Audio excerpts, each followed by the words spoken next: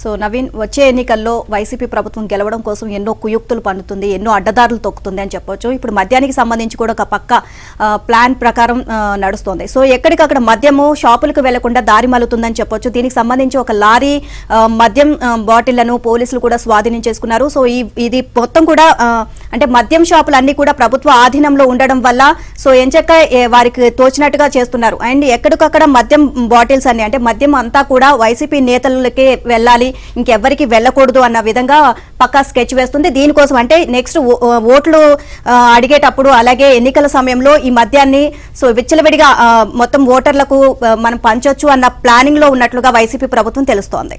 చూద్దాం దానికి సంబంధించిన వార్త. ఎన్నికల్లో రాజకీయ లబ్ధి కోసం అధికార పార్టీ వైసీపీ మద్యదారి పట్టింది.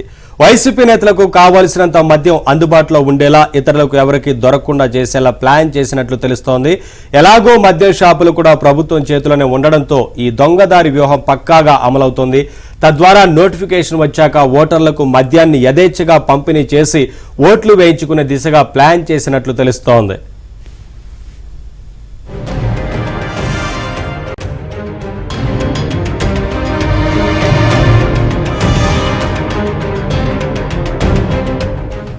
వాస్తవానికి డిస్టిలరీల్లో తయారైన మద్యం అక్కడి నుంచి డిపోలకు వెళ్లి అటు నుంచి షాపులు బార్లకు చేరుతుంది.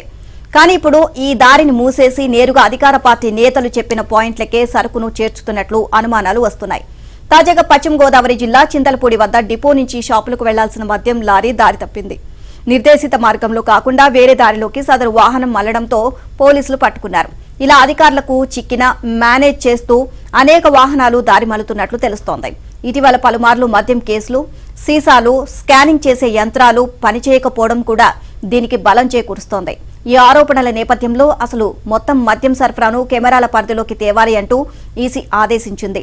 డిస్టిలరీలు, బ్రూవరీల్లో ఉత్పత్తి చేసే ప్రదేశాల్లో నిల్వ చేసే డిపోలకు వచ్చి వెళ్లే మార్గాల్లో సీసీ కెమెరాలు ఏర్పాటు చేయాలని, ఆ ఫీడ్ను జిల్లాల కలెక్టర్లు, సీఈఓ కార్యాలయాలకి ఇవ్వాలి అని ఆదేశిస్తూ CEO MK Meena beverages corporation కు లేఖ రాశారు.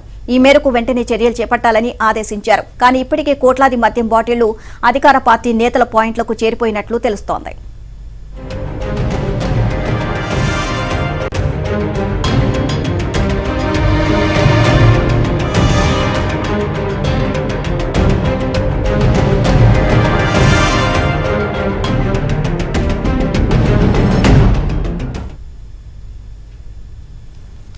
మద్యం షాపులను తమ పరిధిలోకి తెచ్చుకొని మొత్తం మద్యం వ్యాపారాన్ని తన గుప్పిట్లోకి తీసుకున్న ప్రభుత్వం తమ పార్టీకి మేలు చేసేలా వ్యవహరిస్తున్నట్లు తెలిసింది. ఎన్నికల కోడ్ అమల్లోకి వచ్చిన తర్వాత మద్యం అమ్మకాలపై నియంత్రణ ఉంటుంది. గతేడాది ఈ సమయంలో ఎంత మద్యం అమ్మారో ఇప్పుడు కూడా అంతే అమ్మాలి. అందువల్ల కావాల్సినంత మద్యం దొరకదని భావించిన అధికార పార్టీ షెడ్యూల్ ప్రకటనకు ముందే జాగ్రత్త పడినట్లు సమాచారం. పలు జిల్లాల్లో స్థానిక నేతలకు ముందుగానే కావాల్సినంత మద్యం చేరవేశారు.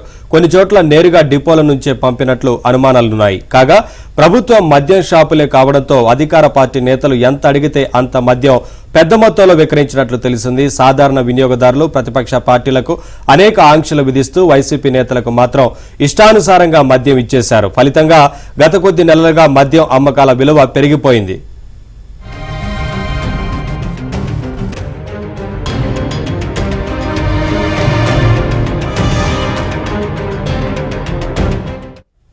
ఎన్నికల్లో కీలకంగా ఉండే మద్యం విషయంలో వైసీపీ మొదట్లోనే పక్కగా ప్లాన్ వేసింది. సార్వత్రిక స్థానిక సంస్థల ఎన్నికల్లో మద్యం తమకు అందుబాటులో ఉండాలి అంటే వ్యాపారం ప్రైవేటు వ్యక్తుల చేతుల్లో ఉండకూడదు అని భావించి వ్యాపారాన్ని ప్రభుత్వం తీసేసుకుంది. ఇక ఎప్పటి నుంచో కొనసాగుతున్న బార్లకు కూడా కొత్తగా వేలం నిర్వహించి కావాల్సిన వారికి కట్టబెట్టింది. ప్రధానంగా మద్యం షాపులను ప్రభుత్వం తీసుకోవడంతో అధికార పార్టీకి అన్ని రకాలుగా కలిసొచ్చింది. ఎన్నికల్లో మద్యం సరఫరాతో పాటు మద్యంపై ఆదాయాన్ని కూడా అధికార పార్టీ ఆర్జించింది. కొత్తగా తెచ్చిన బ్రాండ్లను మాత్రమే షాపుల్లో విక్రయించి తద్వారా భారీగా కమిషన్లు రాబట్టుకుంది.